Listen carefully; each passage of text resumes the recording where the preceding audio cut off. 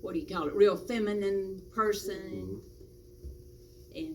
But her husband, he farmed a lot of land too, close to us. His farm was up to part of the old Stewart home place, the 1,500 acres. So we would go and help him in tobacco also. So all of us kids did. Is that what y'all farmed, was tobacco? When On my dad, yeah. But the Browns had tobacco too. He raised a lot of tobacco. But Daddy raised tobacco, and Mama wanted him to do other things to raise money, like maybe cabbage and vegetables. But back then that wasn't feasible. I don't know why it wasn't, but we had pigs and chickens, and they sold pigs, little piglets, and then they would raise the hogs, kill hogs, and sell hams and shoulders. We never ate ham unless the rat, you hang them up and cure them and all that, but if a rat got a hold of the ham, we might get to eat some ham. But Daddy, he sold the hams and shoulders because there was so much money involved in that he could buy a month's groceries, stuff that we had to buy, and pay the power bill. But our farm was self-sufficient. He took a load of corn to the mill. There was a mill in Mount Airy. He would take a load of corn and come back with flour and cornmeal. So I don't know if he sold the corn, traded it, or how, but by taking his corn to town, he could come back with flour and cornmeal. And then he bought coffee and sugar and, peanut butter and sometimes light bread and cereal. But when they killed hogs, my mom and dad they had this big black pot, and they would boil the lard, and you can make it so pure and white it would look like Crisco if you didn't overcook it. But if you overcooked it, you could smell it, see it. But if you got it right, it would just be pure and white lard. And you use that for everything. Yes. And both my parents made biscuits. They both could make biscuits in like 3 minutes. I mean, they had done it so often, and they were experts.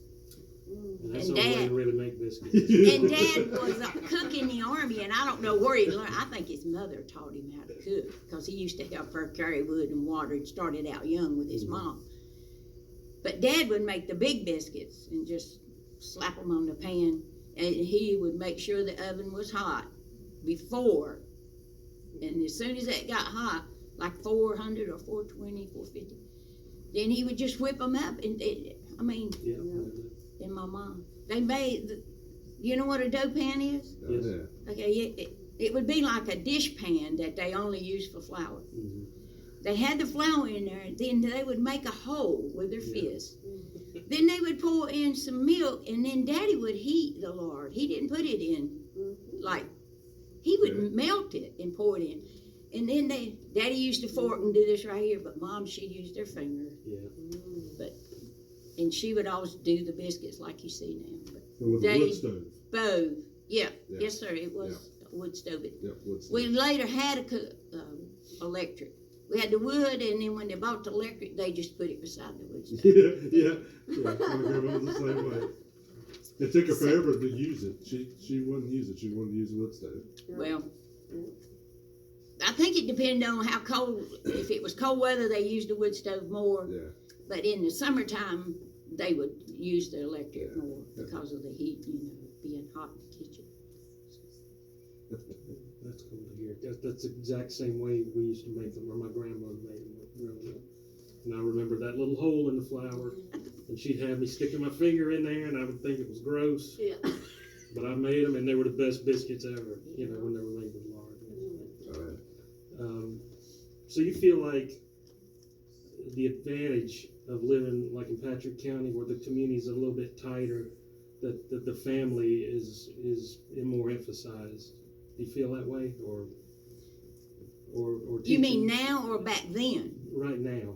Do you think it's that same way now? No. People are not as close. Everybody went to the church, and you would see each other on Sunday, and you would go home with them sometimes and eat, or you'd have the big dinners. And there wasn't no other place to go to socialize, unless you had money to go to town and see a movie or something. Mm-hmm. But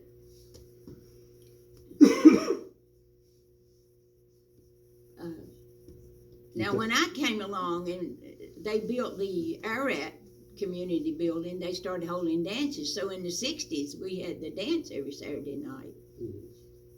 And then people still went to church on Sunday, but nowadays, it's just so much to be involved in, Mm-hmm. and in so many different directions. I don't think the parents are raising their kids as close, and the community is not as close, Mm-hmm. unless you go to the same church or in the same Ruetan club or go to the community. Yeah. Bookstep community.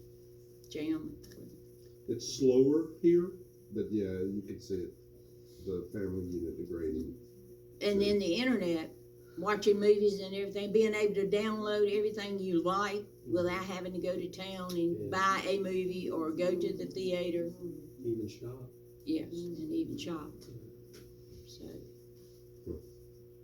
That's, and then the COVID coming along, this pandemic, the last 2, I was on a cruise. I went from Florida through the Panama Canal to San Diego and then back and came home. And I got back in December of, I think it was 2019, and then in January the 20th, all this happened. Yeah. So I had just came off a cruise right before the pandemic.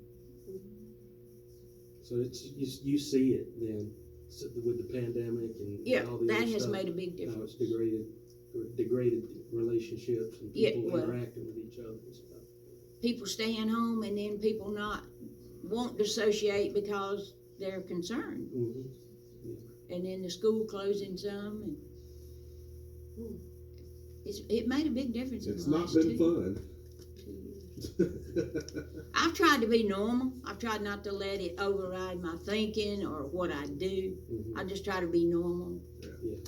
But in the back of my mind, I still try to. I did get the shots, not because I wanted to personally. I got 2 Moderna shots back months and months ago. Then December 11th, I was supposed to be in here for the Heritage Project, and I got tested and had the COVID, but I was only sick 2 days with a fever, headache, and runny nose. 2 days. But I stayed home. All the stuff they shot I you up with in the quarantined. military, it probably killed COVID. Oh, and I went through the gas chamber too. Yes, that's what I'm saying. All that Twice. stuff I went through in the Marine Corps and then later in the reserve, when I was in the reserve. There's probably we had to stuff in go your through. body that scared COVID off. When in the women Marines, we didn't fire weapons or wear BDUs or combat boots. Mm-hmm. But see, when I went into the Army Reserves, every year you had to go for 2 weeks training, annual training they call it, full time, got paid full time. So we went to fire weapons, we wore BDUs and all that. So I did get to do that eventually. That's good. That was golden. That was great. That was great, Mary. Thank you. Well, I appreciate y'all's time. No, thank you for your time. That I was was going to great. show you the map of the difference. See this all right here We were, with our area, how much we got going on in our area now. I was going to bring that up. We were, I don't remember who we were talking to. Somebody else we were talking to was talking about how the different areas in town and in the county kind of were segregated, without a better word. It was Willis Gap kind of kept to themselves, and the people from Patrick Springs kept to themselves, and it was how much people and there was different dialects and everything. Oh, yeah. Yeah.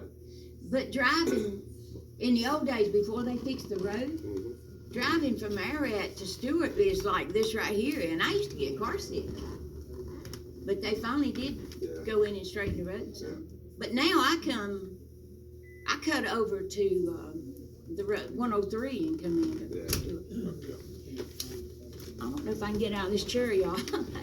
We can help you. Well, this- Can you rock and go? It's my leg. Can't get out. Can you just bring me a regular chair? Okay, you want me to hold this one? Okay. Can get you? Yep. Yep, we got it. Yeah, I can.